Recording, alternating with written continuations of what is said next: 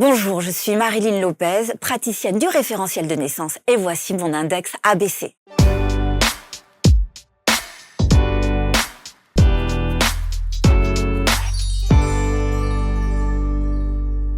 On pourrait imaginer qu'en ayant fait X émissions, référencé X praticiens, praticiennes, thérapeutes et autres sur cet index ABC, on a tout entendu, tout vu, eh ben pas du tout. À chaque fois, c'est une nouveauté, il y a des tas de choses qui arrivent et puis il y a des thématiques qui sont vraiment très intéressantes comme celle de Marilyn que l'on va découvrir maintenant, où il est question du référentiel de naissance. Bonjour Marilyn. Bonjour Marc. Merci beaucoup d'être là. Est-ce que vous avez regardé ma date de naissance? Non, vous avez regardé ma date de naissance. Il me semble que... C'est vrai, vous l'avez regardé? Non. Est-ce que ce serait le 12 juillet Ouais. 1969? Exactement. Bien vu, bien vu, bien vu. Évidemment que j'ai regardé. Alors, on va parler de ce référentiel de naissance, parce que là, évidemment, c'est très intéressant. Et comment est-ce que vous définissez, en fait, ce référentiel de naissance? Parce que c'est pas de la numérologie pure, c'est pas du tarot de Marseille pur, c'est un mix de tout ça? En effet, le créateur du référentiel de naissance, qui s'appelle Georges Colleuil, et qui a créé cette méthode, a fait un espèce de mix, parce qu'il était passionné de numérologie, d'astrologie également, aussi, ouais. et puis du tarot de Marseille, et donc il a créé cette méthode. Cette méthode, c'est un outil de connaissance de soi, qui est basé, comme la numérologie ou l'astrologie, sur la date de naissance, et qui est ensuite déchiffré avec les cartes du tarot de Marseille, parce qu'en fait, c'est une plongée dans la symbolique des arcanes du tarot de Marseille, ce tarot qui est bourré de symboles et qui est tellement parlant à chaque fois qu'on fait un référentiel et qu'on déchiffre nos cartes. C'est là où on se rend compte que tout est lié quand même. C'est incroyable. Il n'y a pas de... Enfin, je veux dire, c'est pas... On catégorise parce qu'il faut mettre des noms et certains se disent tarologues, d'autres astrologues, d'autres numérologues, mais tout est lié. Absolument, absolument. Et d'ailleurs, c'est très marrant, quand souvent je fais des référentiels, des consultations avec des astrologues ou des numérologues, elles font tout de suite le lien avec leur pratique et les thèmes que nous trouvons dans les maisons sont toujours les mêmes en fait. C'est ça qui est bluffant. Alors, on va voir comment est-ce que vous pratiquez parce que donc vous avez besoin d'un tarot. Oui. Et d'une date de naissance. Absolument. Point. Oui. C'est tout. C'est ça. Bon. Et ensuite, alors une fois que dans la numérologie, on a bien compris qu'on fait ce calcul des nombres avec la date de naissance, bien sûr. Et comment est-ce que vous associez, en fait, une fois que vous avez extrait le nombre final de la date de naissance, vous l'associez aux cartes du tarot? Tout à fait. Alors, donc, les calculs sont en base 22, contrairement à la numérologie qui est en base 9. Donc, on va toujours faire en sorte de réduire pour trouver un chiffre entre 1 et 22. Et le chiffre que je trouverai correspondra à un arcane majeur du tarot de Marseille. Alors, comment on fait pour réduire déjà entre 1 et 22? Par exemple, bon, alors vous êtes né un 12, donc ça marche pas. Mais si quelqu'un est né un 23, dans le tarot, il n'y a que 22 arcanes majeurs. Donc là, on va additionner les deux chiffres. 2 plus 3, ça va nous faire 5. Donc la personne, dans sa maison 1, par exemple, aura l'arcane 5, qui est l'arcane du pape. D'accord. OK. Et celui qui est né un 30? 3 plus 0 égale 3. OK. Arcane 3, l'impératrice. D'accord. OK. Et donc vous associez... Ah, d'accord, OK. Et ça, c'est sur le jour? Oui. Après, il y a le mois? Alors, oui. Alors, comme il y a 14 maisons à calculer, plus on avance, plus les calculs sont compliqués. Donc, en effet, il y a le jour, le mois, l'année. Après, il y a le jour, plus le mois, plus l'année. Et ça se complique de plus en plus. Il y a des soustractions, il y a des additions. À la fin, il y a l'addition de toutes les maisons pour donner l'ultime carte. Donc, c'est tout un système de calcul à apprendre le long d'une formation qui dure quand même 2 ans. Ah oui. Pour maîtriser les calculs et puis surtout tous les aspects particuliers. Et c'est ça qui est absolument passionnant, en fait. Dans ce mix entre la numérologie et le tarot, quel est l'outil avec lequel vous vous sentez le mieux? Quel est celui avec lequel vous êtes le plus à l'aise, en tout cas celui qui vous parle le plus tout de suite? Est-ce que c'est la numérologie pure? Vous dites par exemple, on tombe sur le 3, on sait que le 3 c'est la communication, donc vous allez commencer à partir sur cette thématique de la communication. Alors, oui, mais moi je pense tout de suite tarot, je pense pas à numérologie, tarot, en fait. avant tout. Même si c'est lié. Mais si c'est le 3, je vais penser à l'impératrice. Mais l'impératrice, c'est marrant parce que c'est l'expression. Eh oui. Et donc la communication également. Ouais, voilà, comme quoi ça se l'expression orale, l'expression écrite. Et d'ailleurs, ce qui est fou, c'est que bien souvent, quand je vois des dates de naissance qui passent là sur des célébrités, tout de suite je vais voir le référentiel et il y a des thèmes, mais c'est tellement bluffant. On parle d'expression orale. Céline Dion, dans son référentiel, par exemple, elle a 4 impératrices. Et c'est la voix Céline Dion. Et donc, voilà. Et je crois que vous l'avez même amené, son référentiel. Ah, c'est oui, celui-là, ouais, il est là. C'est ça. Je sais pas si on va essayer de faire un gros plan, parce que vous en avez amené quelques-unes de ces personnalités. Exactement. C'est pour montrer à quoi ressemble un référentiel. Et donc, par exemple, là, on a celui de Céline Dion, où on voit en effet qu'il y a 4 impératrices, notamment, alors là, vous n'avez pas le nom des maisons en dessous, dans la quête, dans la mission, dans sa carte de visite, mais aussi dans ses défis. Défis de la voix, de l'expression orale qu'elle a récemment exprimée d'ailleurs dans son dernier documentaire Netflix. Exactement. Ou avec sa maladie. Et voilà, c'est ça. Donc son plus grand défi et en même temps sa plus grande mission. Donc là, si on devait faire un petit descriptif rapide, qu'est-ce qu'on voit dans la manière dont vous avez, de ce que nous disent les cartes aujourd'hui, et en fonction de sa date de naissance, 30 mars 1968. Ah, elle est du 30 mars 1968. Oui. Ok. Exactement. Donc ça nous fait 3 à 3 déjà, 2 impératrices. Alors, ce qu'il faut savoir, c'est que un référentiel de naissance, c'est basé sur l'introspection. Normalement, c'est la personne qui se projette dans les cartes, parce qu'il y a 1000 façons d'interpréter les cartes. Après, quand la vie d'une personne est extrêmement documentée, dans le cas de Céline Dion, évidemment, on peut pas s'empêcher de faire le lien. plein de liens. Évidemment. Voilà. J'en ai plein d'autres, des exemples. Et ce qui m'avait beaucoup marqué aussi dans le cas de Céline Dion, c'est que dans la maison des ressources. Alors, c'est lequel? Alors, je vais remettre, ne bouge pas. Celle-là. Voilà, celle-là. Okay. L'amoureux, sa grande force, l'amoureux. Et j'ai pas pu m'empêcher de penser à René. Eh oui. René qui a été le déclencheur, en fait, de cette vie. Bien sûr, son Pygmalion. Exactement. Bien sûr. Bon, voilà. Alors, voilà, des exemples, on en a vraiment 1000. Alors, vous avez fait aussi, on en a ramené quelques-unes, Johnny. Oui. Qui était né en 43, le 15 juin. Voilà, alors Johnny... Qu'est-ce que ça donne, Johnny? Ce qui m'avait particulièrement marqué, c'est quand, dans sa carte de visite, au-dessus de la carte du milieu, la maison 1, on a le diable. Déjà, il faut savoir que dans le référentiel de naissance, aucune carte n'est positive ou négative. Elles ont à chaque fois les des aspects super et des aspects pénibles, mais en aucun cas, il ne s'agit de malédiction. Non, c'est vraiment des thèmes classiques de la vie de tous les jours. Parce qu'il y en a quelques-unes des cartes, quand on tombe dessus, on a très peur. Mais on a peur quand on tombe sur le diable, quand on tombe sur la non-nommée, le squelette avec la grande faux, même sur le jugement. Mais ces cartes ont des aspects absolument géniaux. Ouais. Voilà, donc il faut pas avoir peur. Et même les aspects pénibles, c'est des aspects de la vie courante. Et le diable, dans la maison 1, c'est quand même la carte de l'énergie et de la vitalité. Et on peut pas s'empêcher de noter que Johnny, c'était vraiment une bête de scène extraordinaire. Et même sur les derniers temps, quand il était malade et qu'il faisait la tournée des vieilles canailles, avant de monter sur scène, il était vraiment extrêmement fatigué. Et quand il montait sur scène, c'est comme s'il était habité d'une énergie extraordinaire, une bête de scène. Bon, égale le diable. Voilà. Alors, on va garder, on va regarder le plan et on va en montrer d'autres parce que évidemment c'est quand même extrêmement révélateur. Là, qu'est-ce qu'on a mis là? Vous avez mis Mère Amma.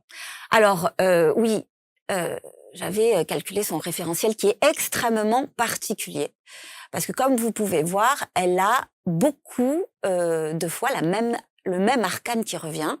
On retrouve 1, 2, 3, 4, 5, 6, 7, 8 ermites pour 2024. Et Mère Amma, c'est cette femme qui fait le tour du monde, qui remplit des stades. Les gens font la queue pour venir lui faire un câlin. 10 secondes. Et elle a toujours un message pour chacun. Qu'est-ce que c'est l'ermite? L'ermite, c'est le guide. C'est celui qui transmet la lumière. L'action de l'ermite consiste à transmettre la lumière à ceux qui sont encore dans les ténèbres. Donc il y a quelque chose de transmission. Souvent, il est comparé à Merlin l'Enchanteur, l'ermite. Sagesse et profondeur, comme si c'était une guide. Une guide, est-ce qu'on pourrait dire ça? C'est une guide. C'est quand même extraordinaire, ce référentiel. C'est vraiment criant c'est parlant. C'est incroyable. Pourquoi est-ce que vous avez mis un cœur sur cette carte qui fait si peur, alors? Alors, en fait, il s'agit de la maison 13. La maison 13 est toujours dans un cœur. Et donc, c'est pas moi qui l'ai mis pour faire joli de façon aléatoire, parce que c'est notre paradoxe. On l'appelle aussi le cœur du blason. Et c'est pour ça que c'est dans un cœur. Ça veut dire que, Marc, si vous étiez chevalier, au Moyen-Âge, je l'ai été. Votre blason, ce serait la carte que vous avez dans la maison 13. D'accord. Voilà. D'accord. Et ça veut dire que cette carte s'exprime très fort avec les bons et les côtés pénibles de cette carte. Et qu'on est vraiment censé le ressentir très fort. Alors, quand vous voyez la date de naissance d'Ama, qui est donc le 27-9, 27, ça fait 9. Et voilà. 9. Voilà. Et après, il y a tous les calculs qui s'en suivent et qui nous donnent... alors, je dis pour 2024, 8 ermites, parce que la maison 8 en haut à gauche, pour vous, la maison de la météo, c'est la seule qui change tous les ans et qui nous donne les grands thèmes de l'année. Donc, de base, elle en a déjà 7, mais pour 2024, elle en avait un 8e. Faudrait lui demander qu'est-ce qui s'est passé en 2024. Ça, on va l'appeler. Non, mais c'est fascinant parce que c'est quand même incroyable la précision. Oui. De tout ça. On va faire, Dalida. On reste en plan serré, s'il te plaît. Voilà, on va faire Dalida. Alors Dalida, date de naissance le 17 janvier 33. Oui. 17 janvier 33, 17, la carte de l'étoile, dans sa carte de visite, la façon dont elle se montre. L'étoile, c'est la star, celle qui brille d'une façon extrêmement naturelle. L'étoile, elle est aussi comparée à Ève dans le jardin d'Éden ou à Aphrodite. Donc c'est un symbole de féminité avec ses longs cheveux. Bonjour Dalida, en fait. Et alors, ce qui est frappant aussi dans le référentiel de Dalida, c'est que dans la quête, la maison 2, on retrouve le battleur, symbole de l'enfance. Quête de l'enfant. Dalida, c'était un but dans sa vie, d'avoir des enfants. D'avoir des enfants qui, malheureusement, suite à un avortement, elle a pas pu réaliser ce rêve. Mais aussi, ce qui m'a frappée, alors évidemment, c'est mon interprétation, on retrouve 3 maisons Dieu. 3 maisons Dieu, c'est quand même la carte. Alors, elle a des côtés géniaux, cette carte. Ça peut être l'explosion de joie, de fête et tout, mais c'est aussi une carte qui parle d'effondrement, d'accident soudain. Ça fait penser à ces 3 compagnons qui se sont quand même suicidés. Exactement. Voilà, c'est ça qui... Et alors, quand on connaît tous son chemin de vie à Dalida, tragique, est-ce que il apparaît, est-ce qu'il y a cette cassure-là de son départ? Est-ce qu'on le voit dans un thème comme ça? Alors, on peut pas s'empêcher de voir que dans la maison du paradoxe, celle qui la représente le mieux avec les bons et les mauvais côtés, on a quand même l'arcane sans nom. L'arcane sans nom qui est extrêmement radical. Donc, certains l'appellent la mort. Bon, elle n'a pas de nom, c'est pour ça qu'on l'appelle l'arcane sans nom ou la non nommée, en fait. Et donc, il y a ce côté où, il y a une tendance à être très, très brutale, tranchante et radicale. Et est-ce que c'est pour ça que elle a voulu mettre fin à ces jours? Bon, après, ça va loin. Oui, on peut extrapoler sur plein de choses, évidemment. Mais le fait est que ça reste extrêmement précis. Alors, vous en avez fait, vous en avez beaucoup, même avec les politiques, j'imagine. Oui, alors, bon, je vous les mets pas tous. Hier, j'ai calculé le référentiel de Jean Moulin. Parce qu'il y avait un reportage à la télé. Et dans la maison de ses ressources, il a la justice. C'est quand même extraordinaire. Ah, c'est sûr que oui, là. Pour le chef de la résistance. C'est ça. Bon. Enfin, il y a des trucs. Et sur les politiques actuelles? Alors, j'ai pas fait. Vous avez pas? Non. Parce que ça vous intéresse pas, en fait. Si, ça m'intéresse. Mais en fait, il y en a tellement qui m'intéressent. Ouais, et puis en fait, ils sont peut-être pas très intéressants. Je sais pas quoi vous dire. Bon, on va pas extrapoler là-dessus. Alors, en tout cas, c'est un outil, encore une fois, qui est extrêmement précis. Et c'est vrai que quand on connaît déjà la précision de la numérologie d'un côté, la précision du tarot de l'autre, le fait de faire un mix comme ça, on a le sentiment que c'est encore plus précis. En fait... Ça conforte, en tout cas. Oui, exactement, parce que le but de cet outil, c'est de mettre en lumière et d'identifier clairement tous les aspects de notre personnalité, puisque c'est un outil de connaissance de soi. Et donc, ça va mettre en lumière d'une façon très intense toutes nos compétences, toutes nos capacités dont on n'est pas sûr quelquefois. Et c'est pour ça que c'est un outil qui nous booste la confiance en nous, mais aussi, ça va mettre en lumière d'une façon tout aussi intense les blocages et les difficultés et les échecs, et c'est bien parce que le fait de bien les identifier, ça nous permet déjà de bien les comprendre, rien que ça c'est pas mal, peut-être aussi de les dédramatiser parce que quand on est confronté à des expériences un peu difficiles, on peut se dire bon ok, je sais que ce thème pour moi c'est un peu chaud, mais aussi ça nous permet de trouver des clés pour dépasser en fait ces moments difficiles. Et d'ailleurs dans le référentiel de naissance, il y a des maisons qui sont dites des verrous, qui parlent de choses un petit peu dures, de nos ombres, et d'autres maisons qui sont des clés pour débloquer justement les verrous.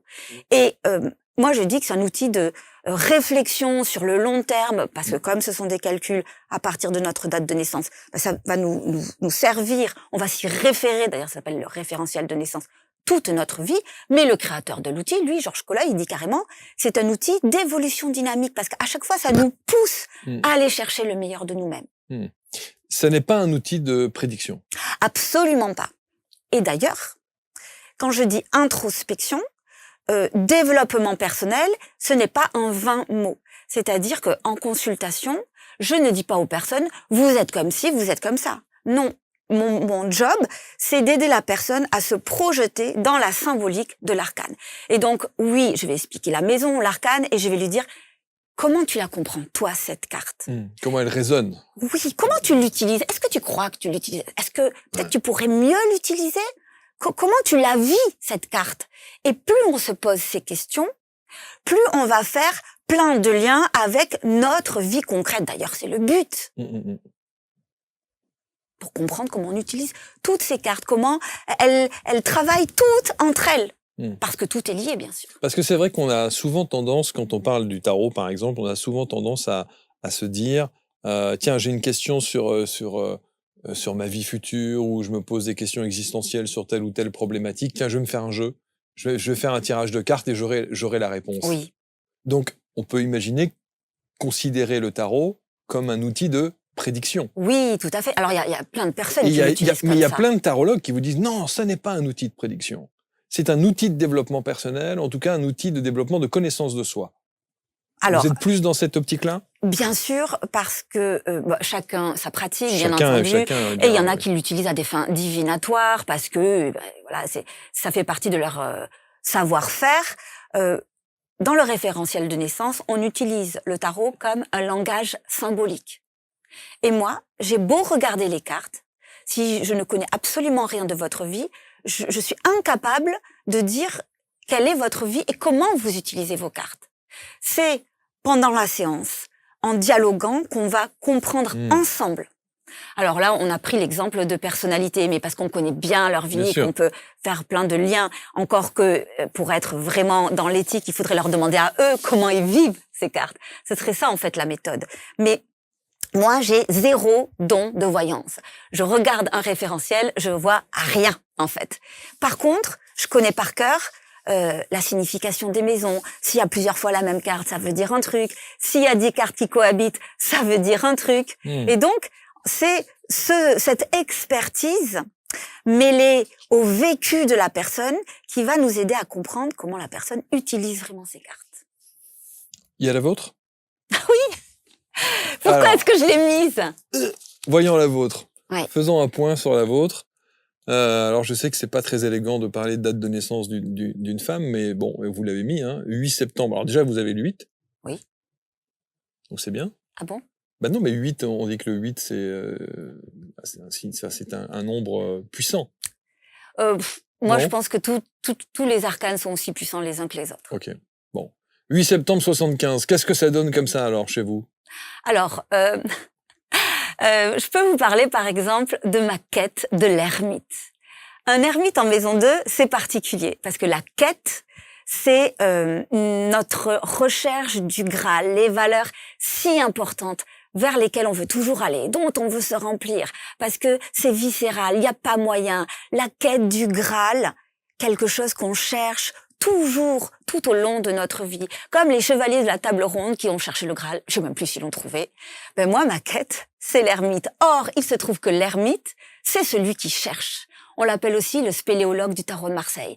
Et donc, enfin, vraiment, moi, j'ai fait un rapport avec le référentiel parce que c'est mon grand plaisir, hein, tous les jours de faire des consultations du référentiel. Parce qu'avec la personne, on creuse, on cherche, mais pourquoi? Et comment tu comprends cette carte? Et comment tu la vis? Mais c'est une grande passion. Et je l'ai vraiment lié à cette quête de l'ermite. Dans l'analyse des cartes, on peut se dire aussi, et c'est ça qui peut peut-être poser question. Quand vous dites on cherche, on creuse, est-ce que l'analyse de la suranalyse fait qu'à un moment donné, on risque pas de dévier de la signification première de ce que la carte essaie de vous dire? C'est-à-dire, vous voyez ce que je veux dire? Peu importe. À force de sur essayer d'analyser en profondeur, est-ce qu'on perd pas la nature?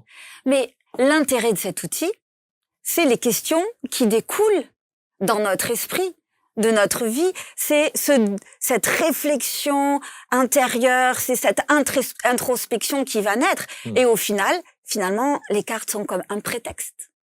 C'est ça le but. Peu importe si ça dévie. L'important, c'est votre cheminement intérieur. La prise de conscience qu'on peut en avoir. Oui, complètement. Ouais. Ah, c'est extraordinaire. Alors, parlons un peu de vous quand même, parce que alors vous avez aussi un parcours de vie. Il est marqué dans votre thème, ce parcours de vie? Oui.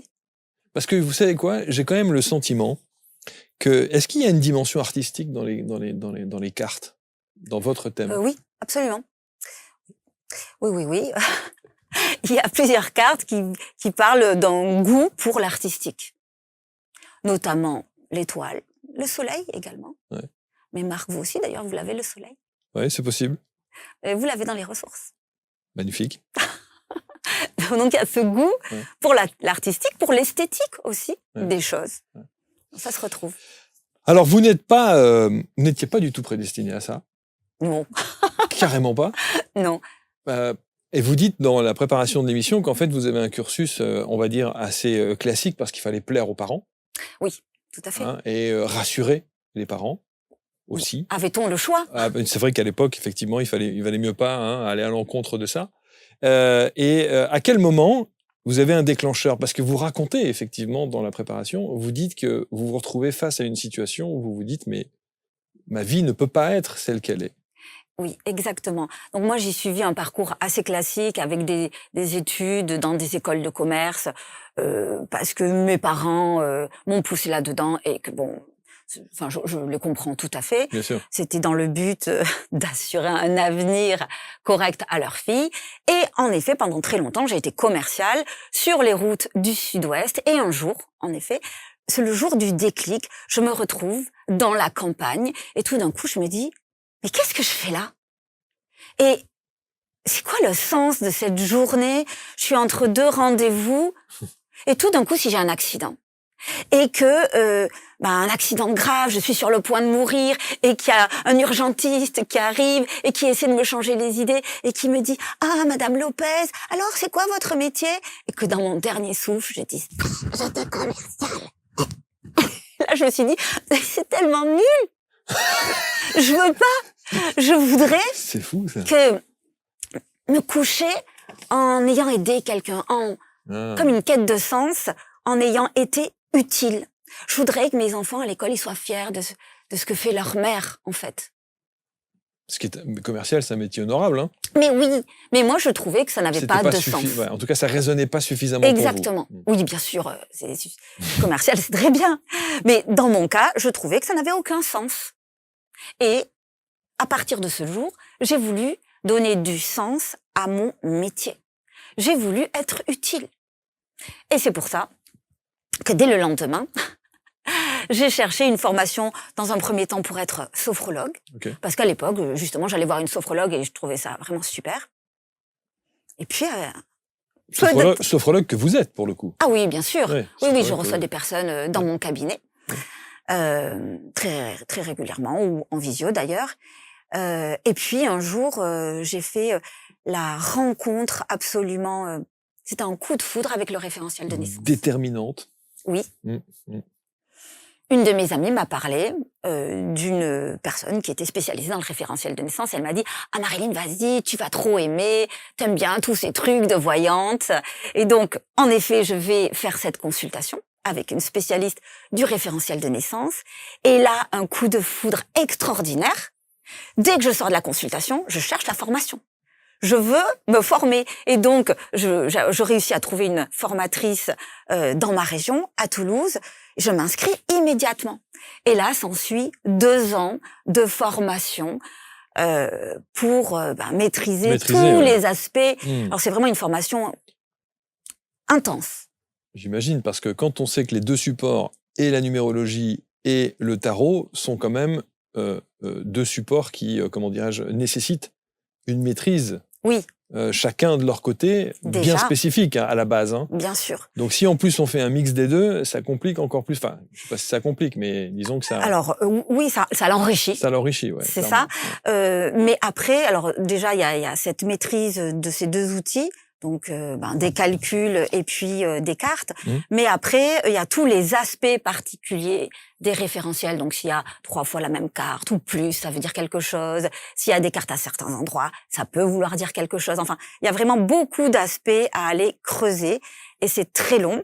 Et d'ailleurs, pour obtenir la certification qui est le gage du professionnalisme, ça aussi, c'est très long. Mais c'est bien.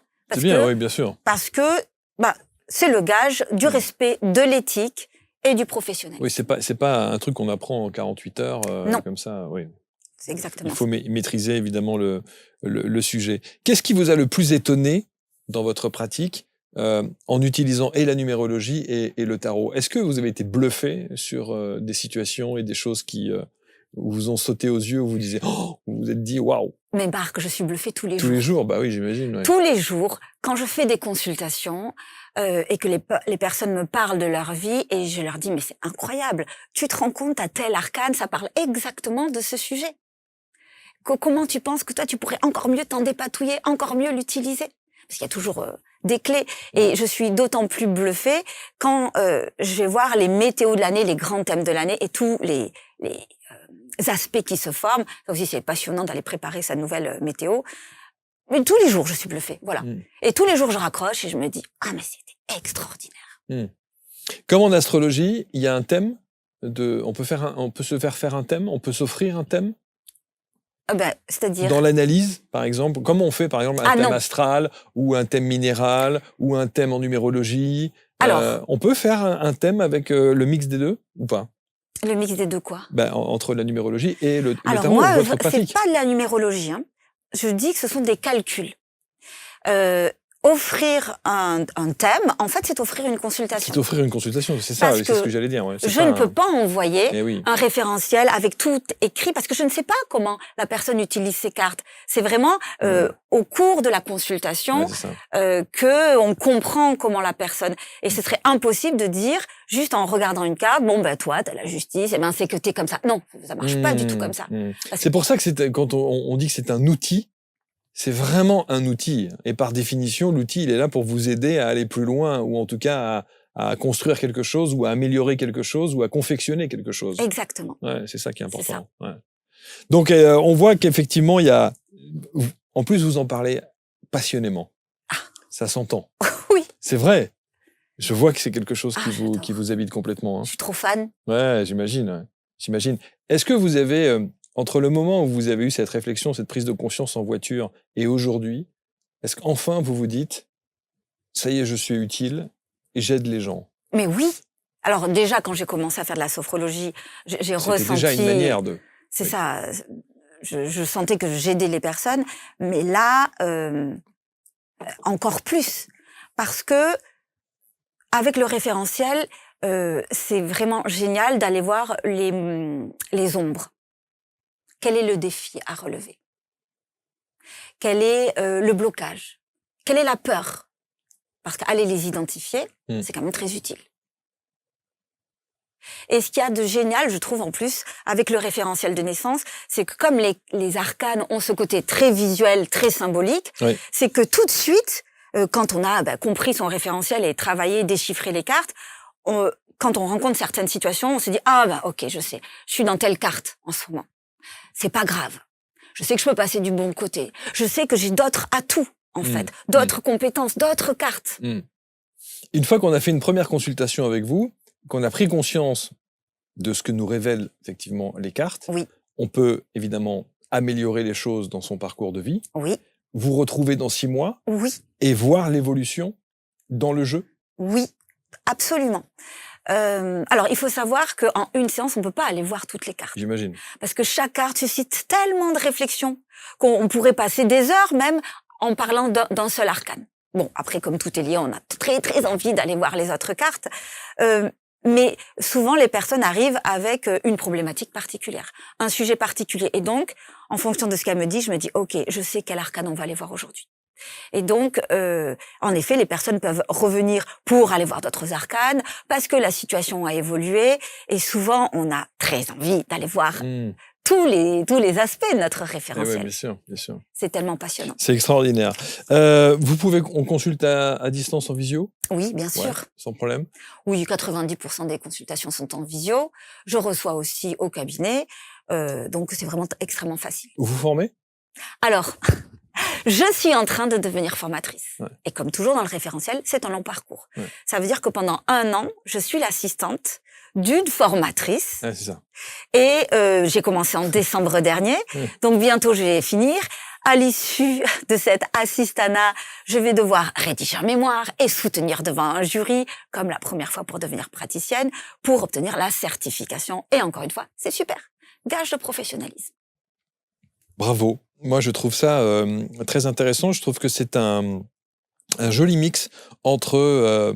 Alors d'ailleurs, quand vous parlez du référentiel, alors, vous avez cette carte supplémentaire qui est la Sophro. Oui. Est-ce qu'elle vous aide? Non, pas du tout. Pas du tout. C'est un truc complètement à part. Oui, enfin, je ne l'utilise pas.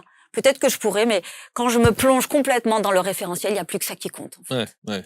Est-ce qu'on pourrait y mettre un autre outil dans ce référentiel? C'est pas nécessaire. Non. C'est déjà assez riche. Déjà... C'est déjà bien riche. Il y a suffisamment de matière. Oui, c'est sûr. Ouais. Pour terminer, est-ce que vous avez un avant-après? Vous savez, moi, j'aime bien demander à ceux qui s'installent là de nous raconter une histoire avec quelqu'un que vous avez accompagné et qui se révèle complètement après des consultations que vous avez pu lui préconiser au travers de votre discipline. Oui, mais le référentiel. Est-ce qu'il y a un avant-après de quelqu'un qui vient avec une problématique et qui ressort en se disant « Ah mais oui, j'ai enfin compris le pourquoi du comment ». Alors, en fait, j'ai beaucoup de témoignages de personnes qui m'écrivent en me disant « Mais en fait, grâce à cet outil, j'ai réussi à m'accepter ». Rien que ça, déjà, c'est pas mal. J'ai compris que, en fait, j'avais des atouts et que je m'en étais déjà servi. C'est juste que j'en avais pas conscience. J'ai compris quel était le défi à relever. Et c'est pas facile. Mais tous les jours, j'y arrive un petit peu plus. Et vous savez, je crois que le truc le plus important qu'il faut retenir, enfin moi en tout cas, de ce que je retiens de ce que vous m'avez dit, c'est le « j'ai compris ». Oui. Oui. Je pense que c'est ça l'essentiel du truc. C'est de savoir pourquoi est-ce que dans sa vie, on ressent ça, on perçoit ça, on est dans cette philosophie de vie, dans ce chemin de vie qui est parfois un peu sinueux, chaotique, et de pouvoir se dire à l'issue d'une consultation avec vous, j'ai compris, c'est quand même le Graal. Ah, c'est extraordinaire. Et puis, il y a des personnes qui reprennent rendez-vous 1 an après. Et oui, bien sûr, pour refaire un point. Alors, on fait un point et elles me disent, mais tu sais quoi, j'ai tellement utilisé la maison de mes ressources et ça a changé tellement de choses et j'ai réussi à m'affirmer auprès de un tel, auprès de mon chef et j'ai réussi à obtenir tel poste ou j'ai réussi à passer à l'action, tout simplement. Oui, il y a des vrais avant-après. Oui, il y a des prises de conscience. Oui, exactement. Des prises de conscience du fait d'avoir compris. Exactement. Et de mettre en action des choses parce qu'on l'a bien compris et qu'il y a peut-être un côté rassurant. Ah, et je crois qu'il y a un mot qui revient souvent, c'est « je me suis autorisée ». Eh oui, c'est ça, j'ose. C'est ça. J'ai compris quelle était ma place, où j'ai trouvé ma place, où je sais revendiquer ma place. Bon. Je ne connaissais pas. En tout cas, tous ces supports, on les connaît. Mais ce mix comme ça qu'on appelle le référentiel de naissance, je ne connaissais pas. Donc bravo. Ah non, mais c'est tellement passionnant. Ah mais j'imagine. C'est fou. Et puis vous devez partager des choses extrêmement intenses avec les gens. Oui. Oui, oui, parce qu'il y a C'est des... très intime en plus. Absolument. Il y a des parcours de vie quelquefois Ah oui, qui sont difficile. difficiles parce que, comme vous le dites, on va vraiment dans l'intimité de la personne Eh oui, bien sûr. pour aller creuser d'où vient le blocage, pourquoi il y a ce blocage, comment on peut le débloquer. Mm. Est-ce que ça a déjà été le cas? Oui, ça a déjà été le cas. C'est possible. En revanche, une fois qu'on a identifié ce blocage, vous travaillez avec cette personne pour débloquer les choses? On va Ou alors voir. c'est juste la prise de conscience et c'est à elle après de faire le travail pour peut-être utiliser un autre outil qui va débloquer. Alors, de toute façon, ça sera à elle. Développement personnel, ça implique que la personne s'implique. Moi, je ne peux pas me développer à la place de la Ouais, personne. c'est ça, ouais. Et d'ailleurs, lui redonner cette responsabilité, c'est capital au niveau de l'éthique et de la posture.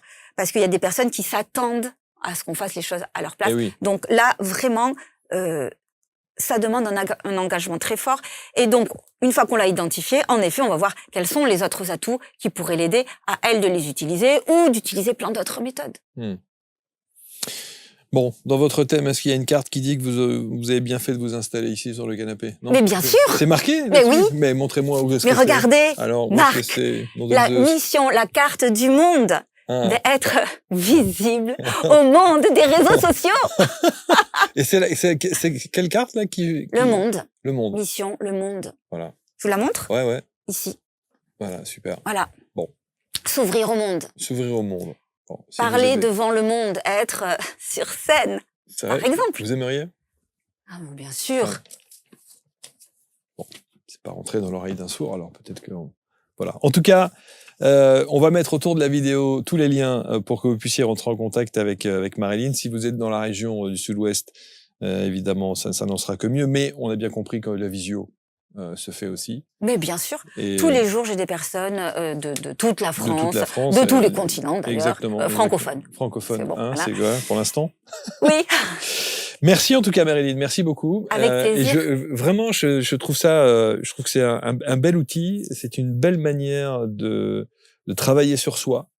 C'est une belle manière de cheminer aussi. C'est une belle manière de comprendre. Et c'est ensuite une belle manière d'oser passer à l'action. Exactement. Avec votre aide et votre analyse. Venez tous nombreux. Voilà, exactement. Merci beaucoup Marilyn, merci. Avec Vous plaisir. commentez, vous partagez, toujours avec bienveillance comme toujours. Et vous allez pouvoir rentrer en contact avec Marilyn et consulter pour savoir un petit peu où vous en êtes dans ce bilan. Parce que c'est aussi ça, hein, faire un petit bilan de vie. Exactement. Où j'en suis en ce moment, qu'est-ce qui se passe dans ma vie. Oui. La plupart des gens viennent pour faire un bilan sur leur vie, où ils en sont, qu'est-ce qui se prépare pour cette année. Ouais, on peut faire ça aussi sur l'année. Voilà, ça c'est bien. Bon, merci beaucoup. Avec plaisir. On se retrouve pour un prochain portrait index très vite. Salut.